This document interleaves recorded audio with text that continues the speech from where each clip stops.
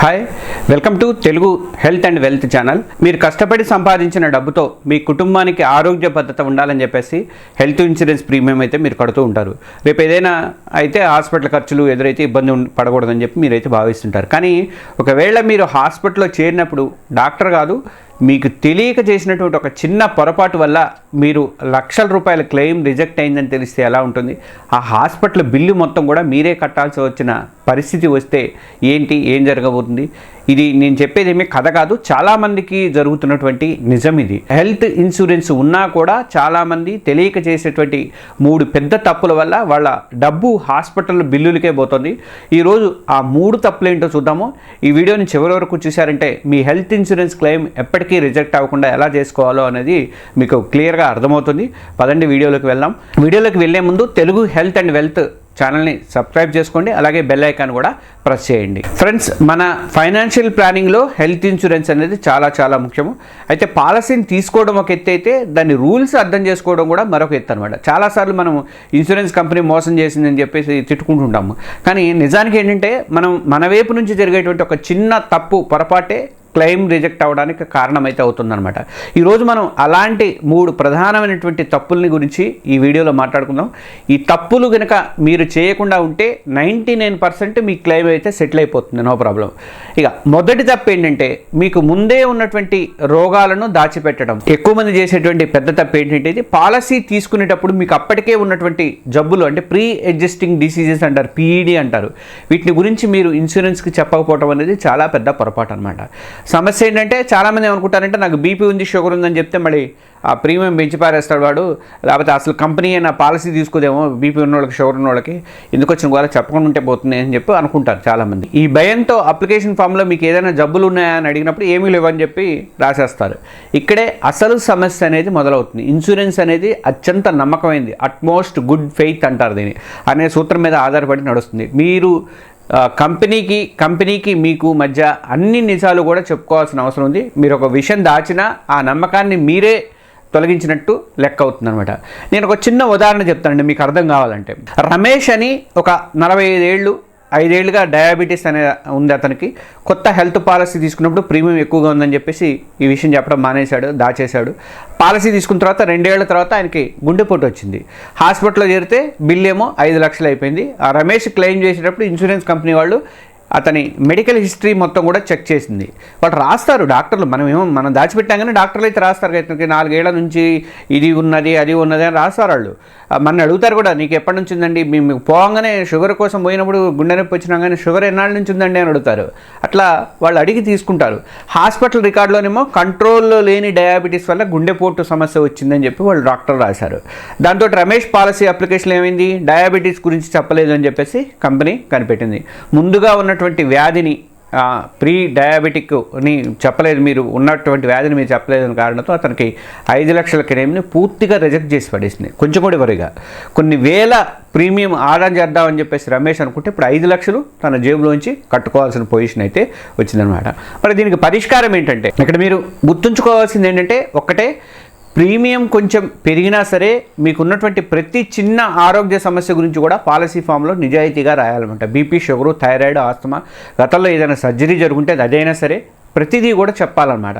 ఇలా చేస్తే ఏమవుతుంది అంటే కంపెనీ బహుశా కొంచెం ప్రీమియం ఎక్కువ తీసుకోవచ్చు మీ దగ్గర కాదంట్లా, లేదంటే ఆ జబ్బుకు కొంత వెయిటింగ్ పీరియడ్ కూడా పెట్టచ్చు. కానీ రేపు ఏదైనా సమస్య మీరు హాస్పిటల్కి వెళ్ళినప్పుడు మీ క్లెయిమ్ రిజెక్ట్ అవుతుందన్న భయం అయితే మీకు ఎట్టి పరిస్థితిలో ఉండదన్నమాట.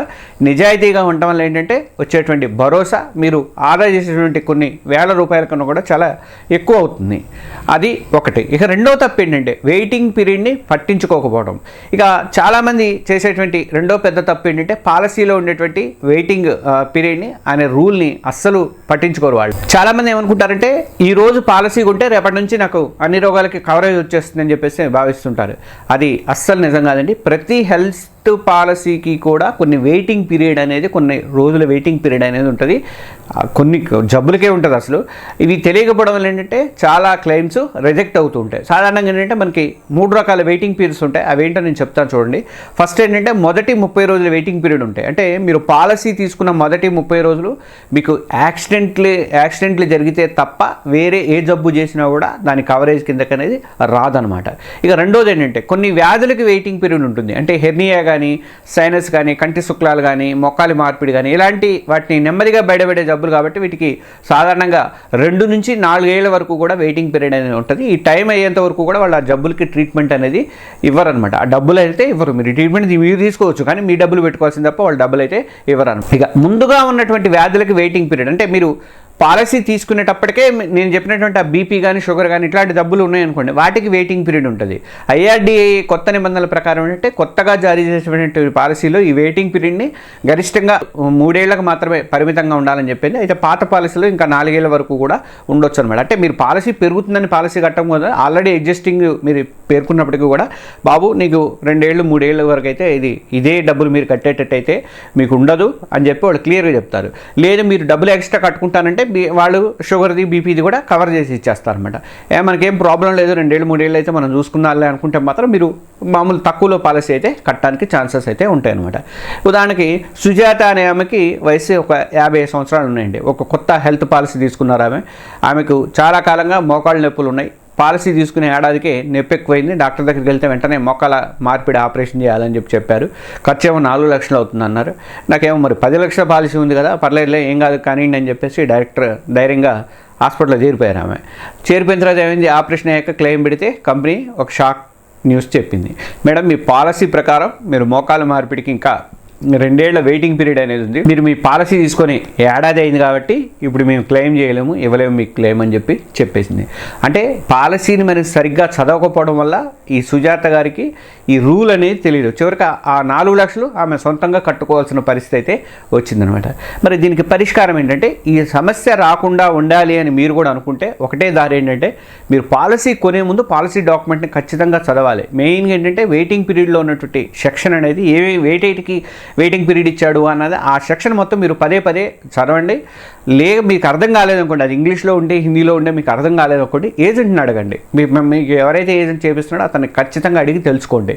బాబు దేనికి ఎంత వెయిటింగ్ పీరియడ్ అని చెప్పేసి అది తీసుకోండి. అవసరమైతే రాసుకోండి. ఏ జబ్బుకి ఎంత వెయిటింగ్ పీరియడ్ ఉందని చెప్పి లిస్ట్ అడిగి తీసుకోవచ్చు. లిస్ట్ కూడా ఉంటుంది దగ్గర. లేదంటే కనీసం రాసుకోండి. తక్కువ వెయిటింగ్ పీరియడ్ ఉన్న పాలసీని ఎంచుకోవడం అనేది ఎప్పుడు తెలివైన పని. ఇక మూడో తప్పు ఏంటంటే సబ్లిమిట్స్లో కోపేమెంట్లను గమనించకపోవడం. చివరగా చాలామంది అస్సలు పట్టించుకున్నటువంటి మూడో మిస్టేక్ ఏంటంటే, థర్డ్ మిస్టేక్, అదే పాలసీలో ఉన్నటువంటి సబ్లిమిట్స్ ప్లస్ కోపేమెంట్స్. ఈ రెండింటి గురించి, కండిషన్ గురించి సరిగ్గా అర్థం చేసుకోవాలండి. ఇంకేంటంటే నా దగ్గర 10 లక్షల పాలసీ ఉంది, హాస్పిటల్ ఎంతైనా సరే నా 10 లక్షల వరకు వచ్చేస్తుంది, నో ప్రాబ్లం అని చెప్పి చాలామంది ధీమాగా ఉంటారు. కానీ ఇక్కడే అసలు ట్విస్ట్ అనేది ఉంది. మీ పాలసీలో సబ్లిమిట్స్ లేదా కోపేమెంట్స్ ఉంటే మీకు 100% క్లెయిమ్ అనేది రాకపోవచ్చు. ఇక సబ్లిమిట్స్ అంటే మీ పాలసీ 10 లక్షలైనా కానీ కొన్ని ఖర్చులకి కంపెనీ ఒక లిమిట్ అనేది పెడుతుంది అనమాట. ఉదాహరణకు హాస్పిటల్ రూమ్ రెంట్ కూడా లిమిట్ ఉండే అవకాశం అయితే ఉంది. మీకు 10 లక్షల పాలసీ మీద రూమ్ రెంట్ లిమిట్ అనేది 1% ఉండొచ్చు. అంటే రోజుకి 10,000 అని ఉంటే మీరు అంతకంటే ఖరీదైన రూమ్ తీసుకున్నాను అనుకోండి, ఆ అదనపు రెంట్ మాత్రమే కాదు దాని ఎఫెక్ట్ మొత్తం బిల్లు మీద కూడా పడుతుంది అనమాట. దాన్ని ప్రొపోర్షనేట్ డిడక్షన్ అని చెప్పి పిలుస్తాను అనమాట. అదొక ప్రాబ్లం ఉంది. ఇక ఇంకోటి ఏంటంటే కోపేమెంట్. అంటే వచ్చిన బిల్లులో కొంత శాతం మీరు తప్పనిసరిగా కట్టాలని చెప్పేసి ఒక నిబంధన ఉంటుంది. అది చూసుకోవాలి. అది కూడా మీరు ఉదాహరణకు మీ పాలసీలో 10% కోపేమెంట్ అని ఉందనుకోండి, మీరు బిల్లు 2 లక్షలు అయింది అనుకోండి, కంపెనీ 1,80,000 ఇస్తుంది, మిగిలిన 20,000 మీరు కట్టుకోవాలి, 10% మీరు కట్టాలి. అట్లా అనమాట. అంటే కొంతమంది ఏం చేస్తారు, ప్రీమియం తక్కువ ఉంది కదా అని చెప్పి అలాంటి వాటిలో చేరుతారు. అప్పుడు మీకే ఇబ్బంది కదా. ఇలాంటి పాలసీలు తీసుకుంటే క్లెయిమ్ టైంలో మీకు చాలా పెద్ద దెబ్బ కొట్టే అవకాశం ఉంటుందన్నమాట. ఒక ఉదాహరణ చూద్దాం. ప్రసాద్ గారికి 5 లక్షల హెల్త్ పాలసీ ఉంది. ఆయన సర్జరీ కోసం ఒక పెద్ద కార్పొరేట్ హాస్పిటల్లో చేరారు. రోజుకి 8,000 అద్దె ఉన్నటువంటి డీలక్స్ రూమ్ అయితే తీసుకున్నారు. నాకు ఎందుకు ఇన్సూరెన్స్ వస్తుందిగా నో ప్రాబ్లం అనుకున్నారు. కానీ ఆయన పాలసీలో రూమ్ రెంట్ లిమిట్ ఎంత ఉందంటే 4,000 మాత్రమే ఉంది. ఆయన 8,000 తీసుకున్నారు. 5 రోజుల తర్వాత మొత్తం బిల్ ఏమో 3 లక్షలు దాటింది. నాకు 5 లక్షల పాలసీ కాబట్టి అంతా కవర్ అవుతుందని చెప్పేసి ఆయన అనుకున్నారు. కానీ ఇన్సూరెన్స్ కంపెనీ లెక్క వేరే విధంగా రాసింది. మీరు అర్హత ఉన్నటువంటి రూమ్ రెంట్ 4,000 కన్నా కూడా డబల్, అంటే కాస్ట్లీ రూమ్ 8,000 పెట్టి తీసుకున్నారు. కాబట్టి మేము మీ మొత్తం బిల్లులో 50% మాత్రమే ఇస్తాము, ప్రొపోర్షనేట్ డిడక్షన్ అంటారు దాన్ని అన్నది. ఏం చేస్తారు? దాని తోడు మీ పాలసీలో 10% కోపేమెంట్ కూడా ఉంది అని చెప్పి చావు కబురు చల్లగా చెప్పింది. చివరికి అన్ని లెక్కలు చూశాక ఏంటంటే కంపెనీ ఇచ్చింది ఏంటంటే మనకి 1,35,000 మాత్రమే. మిగిలినటువంటి ఆ 1,25,000 మొత్తం 3,20,000 65,000 ఆ ప్రసాద్ గారే కట్టుకోవాల్సి వచ్చిందనమాట. అంటే 5 లక్షల పాలసీ ఉన్నప్పటికీ కూడా సగం డబ్బులు కూడా చేతికి రాలేని పరిస్థితి ఏర్పడింది. అంటే సబ్ లిమిట్స్ కానీ కో పేమెంట్ గురించి కానీ తెలియకపోవడం వల్లే ఆయన ఇలాంటి నష్టం అయితే ఆయనకి జరిగిందనమాట. మరి దీనికి పరిష్కారం ఏంటంటే, ఇలాంటి దెబ్బ మీకు తగలకుండా ఉండాలంటే మీరు ఏం చేయాలంటే, ఫస్ట్ ఏంటంటే నో సబ్ లిమిట్స్ పాలసీ అయితే తీసుకోండి. అడగండి మీరు పాలసీ కొనేటప్పుడు, బాబు దీంట్లో నో సబ్ లిమిట్స్ లేదా no room rent capping feature ఉన్నటువంటి ఆ ప్లాన్లనే చూడండి బాబు అని చెప్పండి.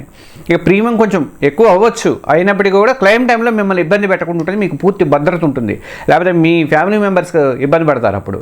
ఇక రెండోది ఏంటంటే కో పేమెంట్ లేని పాలసీని తీసుకోండి. వీలైనంత వరకు కూడా జీరో కో పేమెంట్ ఉన్న పాలసీని తీసుకోవడం అనేది బెటర్ అనమాట. ముఖ్యంగా పెద్ద వయసు వాళ్ళు పాలసీల్లో ఈ కండిషన్ ఎక్కువగా ఉంటుంది కాబట్టి వాళ్ళు చాలా జాగ్రత్తగా అయితే ఉండాలన్నమాట.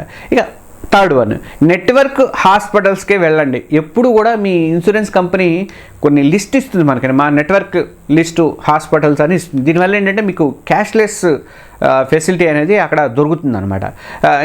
బిల్లింగ్ కూడా ట్రాన్స్పరెన్సీ ఉంటుంది, ఎట్టబడితే అట్లా వేసే పరిస్థితి ఉంటుంది. వాడు ఇవ్వడు కదా, ఆల్రెడీ వాళ్ళకి అగ్రిమెంట్ ఉంటుంది. ఇప్పుడు మనం ఏ స్టార్ హెల్త్ ఇన్సూరెన్స్ కట్టామనుకోండి, వాడు నీ పలానా చికిత్సకు 10,000 ఇస్తా అన్నాడు, వీడు 20,000 ఇచ్చినా వాడు ఇవ్వడు, 10,000 ఇస్తాడు. కాబట్టి మీకు కూడా కాస్త ఎక్కువ వాడకుండా మన కార్డులో ఇచ్చి అలా కూడా ఒక ప్రాబ్లం లేకుండా ఉంటుంది. ఫ్రెండ్స్, ఈరోజు మనం హెల్త్ ఇన్సూరెన్స్ క్లెయిమ్స్ రిజెక్ట్ అవ్వడానికి కారణమైనటువంటి ఈ 3 ప్రధానమైనటువంటి తప్పుల గురించి తెలుసుకున్నాము. వాటిని ఒక్కసారి నేను రిపీట్ చేస్తాను చూడండి. మిస్టేక్ నెంబర్ 1 ఏంటంటే ప్రీమియం కోసము జబ్బులను దాచిపెట్టవద్దు, అది. రెండోది ఏంటంటే మిస్టేక్ నెంబర్ 2 ఏంటంటే వెయిటింగ్ పీరియడ్స్ గురించి తెలుసుకోకపోవడం అనేది మీ మిస్టేక్. అది తర్వాత అంటే ఏ జబ్బులకి ఎంత వెయిటింగ్ పీరియడ్ ఉందనేది తెలుసుకోవాలి కంపల్సరీగా. తర్వాత మూడో మిస్టేక్ ఏంటంటే రూమ్ రెంట్ లిమిట్స్ కానీ కో పేమెంట్ లాంటి కండిషన్లు కానీ మీరు గమనించకపోవటము. అంటే హెల్త్ ఇన్సూరెన్స్ అంటే కేవలం ప్రీమియం కట్టి వదిలేయడం కాదు, అది మీకు కంపెనీకి మధ్య జరిగేటువంటి ఒక ఒప్పందం అనమాట. ఆ అగ్రిమెంట్లో రూల్స్ని మీరు ఎంత బాగా అర్థం చేసుకుంటే అవసరమైనటువంటి టైంలో అది మిమ్మల్ని అంత బాగా కాపాడుతుంది అనమాట. ఈ వీడియోలో చెప్పినటువంటి విషయాలన్నీ కూడా గుర్తుపెట్టుకోండి. ఒకసారి మీ పాలసీని మళ్ళీ చూసుకోండి, అప్పుడు మీ క్లెయిమ్ రిజెక్ట్ కాదు అనే ధైర్యం అయితే మీలో ఏర్పడుతూ ఉంటుంది అనమాట. ఈ సమాచారం, ఈ వీడియోలో ఉన్నటువంటి ఇన్ఫర్మేషన్ అంతా కూడా మీకు నిజంగా ఉపయోగపడింది అని అనిపిస్తే మాత్రం ఈ వీడియోని మీ ఫ్రెండ్స్తో మీ ఫ్యామిలీ మెంబర్స్తో కూడా తప్పకుండా షేర్ చేసుకోండి. అలాగే ఎందుకంటే ఈ తప్పులు చాలామంది చేయకుండా ఉంటారు, ఎవరు చేయకుండా ఉంటారు. ఇలాంటి మరిన్ని ఫైనాన్షియల్ అండ్ హెల్త్ టిప్స్ కోసం అని చెప్పేసి మన తెలుగు హెల్త్ అండ్ వెల్త్ ఛానల్ని కంపల్సరీగా సబ్స్క్రైబ్ చేసుకోండి. చాలామంది సబ్స్క్రైబ్ చేసుకుని చూస్తున్నారు, దయచేసి సబ్స్క్రైబ్ బటన్ కొట్టండి. ప్రతిరోజు కూడా రాత్రి 7:30 గంటలకి ఈ వీడియోని నేను అప్లోడ్ చేస్తూ ఉంటాను. ఈ సబ్స్క్రిప్షన్తో పాటు బెల్ ఐకాన్ కూడా నొక్కడం మర్చిపోవద్దు. మీకు ఎవ్రీడే రాత్రి 7:30కి వీడియో వస్తుంది కాబట్టి మీరు బెల్ ఐకాన్ కూడా కొడితే ఆ టైంలో మీకు వెంటనే నోటిఫికేషన్ కూడా వస్తుంది అనమాట, బెల్ ఐకాన్ కొడితే. Okay, thank you.